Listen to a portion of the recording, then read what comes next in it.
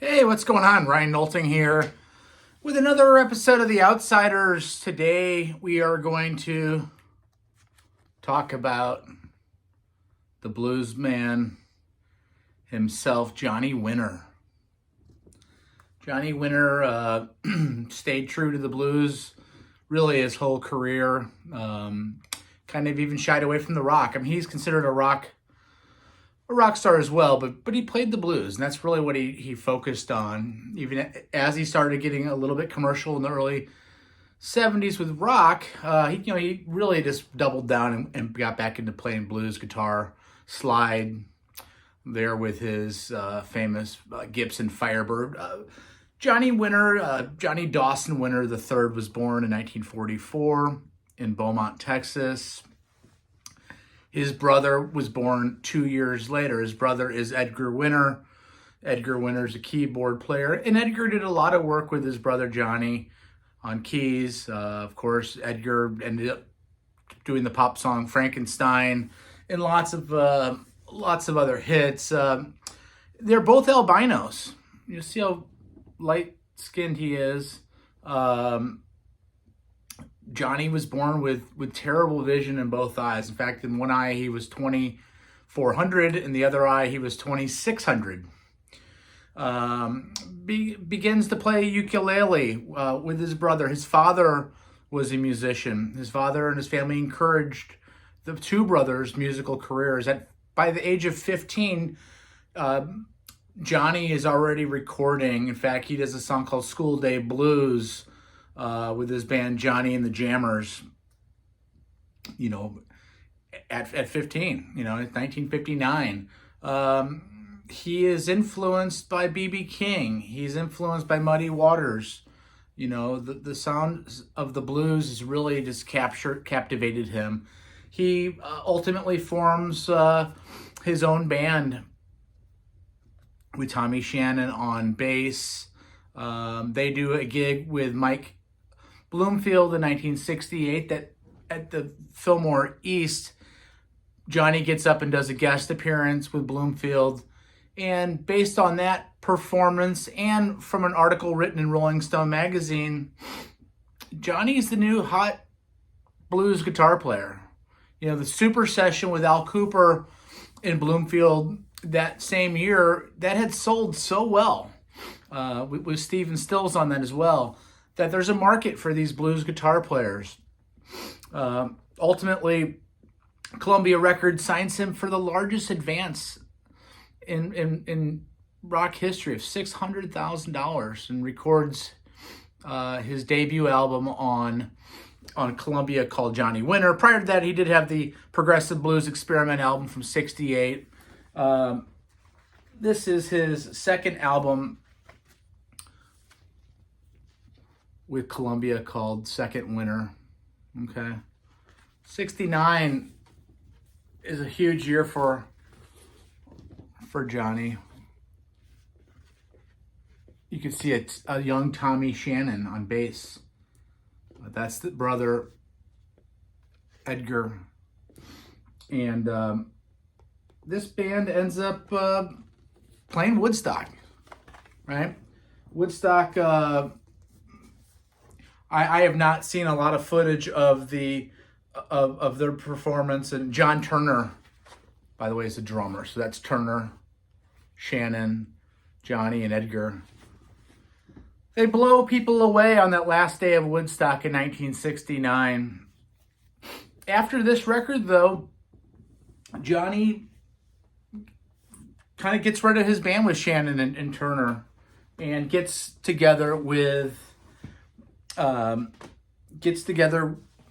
Rick Derringer. Rick Derringer's from Ohio. This is a live album.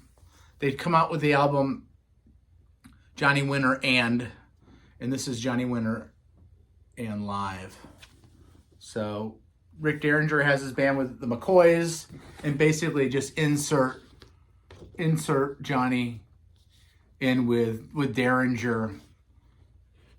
And they put out several great records. Now, meanwhile, Edgar is playing with Johnny on these records. and really throughout his career, his brother Edgar would support him. The band with Rick Derringer is going towards more of a pop rock thing. Johnny's guitar playing is just ferocious. Over the last 10 years or so, when I get in my car, I turn on Deep Tracks. There's a few artists that I hear that I immediately need to figure out who they are. When I hear a Johnny Winter song, his tone blows me away. His vocals are great. Think Eric Clapton, blues guitar player, but frankly, for me, a more ferocious guitar player. I mean, we're talking, like a Warren Haynes like violence to the way that he plays. Playing slide as well. Just captivating and dominating technique. Anyway, when I hear him, it's different. It's just different than a lot of his contemporaries, the Robin Trowers and the Leslie West from Mountain. Here's a picture of Johnny and Edgar. Anyway, so he's in the band with Derringer and the McCoys. Johnny's famous at this point, and like a lot of people that are in the music industry and maybe can't deal with fame, he gets introduced at a party in Hollywood to heroin. He says it's the only time somebody gave him free heroin, and he didn't take it right then and there. He waited and started experimenting with it, and it made his problems go away. It made him cope with some of the fame, and he wasn't prepared, like a lot of these guys, for success. He ends up getting off of heroin in a 9-month rehab down in Louisiana. He's on methadone, which helps people come off of heroin for the rest of his life. He takes methadone. Once he's kicked heroin, though, the alcohol issues arise. There's a story that he's so drunk on an airplane that he goes to the bathroom, and when he comes out of the bathroom on the airplane, he says, "Why are all these people on my tour bus?" He's just completely, within the grips. In the late 70s, in 1976, he records an album, kind of a comeback album for Muddy Waters. And that album's released in January of 77. The Muddy Waters record wins a Grammy. Johnny Winter is the producer. They end up doing 2 more albums, winning another Grammy. And it's really some of the most proud things that Johnny does in his career. He's able to give back to Muddy Waters. He's able to, take his hero and put his hero back on the map. Muddy Waters treats Johnny like a son. And that first album that wins the Grammy is called Hard Again. I'm Ready is another album that comes out in 78, and they do another album in 80. Muddy Waters ends up dying in 1983. Johnny's weight, he gets down to 90 pounds. Ultimately, he meets Paul Nelson, who's a guitar player. And Paul Nelson ends up managing Johnny's career the remaining years of his life. He ultimately weans him off the methadone, giving him capsules with nothing in it. Johnny thinks he's taking methadone, but he's taking nothing. Johnny's been married for years. Johnny has a kind of a rough 80s and 90s, but he kind of has a resurgence in the 2000s. Again, Paul Nelson is managing his career.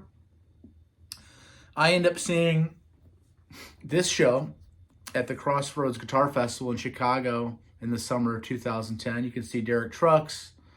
Johnny's in a chair on stage, but he was fantastic. Johnny, again, was a huge impact on people like Billy Gibbons from ZZ Top. He's really the ultimate bluesman. You know, a lot of the guys that use the blues, the Zeppelins and the Jeff Beck and some of these guys, they used the blues early on in their career to the Rolling Stones to then forge their own brand of rock and roll. Johnny really just stuck with the blues. That's what his love was. Could Johnny have been more famous if he would have, you know, done the same thing and get into the pop world and you know, find a singer like a Rod Stewart or a Robert Plant or an Ian Gillan even, to do more rock-oriented stuff? Well, he doesn't want to do that. He wants to be the ultimate blues man, and you know, he is a legend. He was inducted into the Blues Hall of Fame in 1988, where he belongs, and really he should be in the Rock and Roll Hall of Fame. The Rock and Roll Hall of Fame has done a lot of things wrong over the years, and one of them, I don't think either Edgar or Johnny are in. They should both get in together because they did a lot of work together. Check out the first Johnny Winter album. Check out Second Winter. Check out one of the live albums. Check out the stuff he did with Derringer. Check out the work that he did with Muddy Waters, the Hard Again album from '77.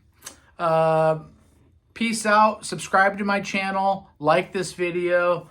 And check out some of my other videos, like my 50 top guitar players, my Jeff Beck tributes, my Beatles ranking I did with my daughter Zoe. Take care. Talk to you later.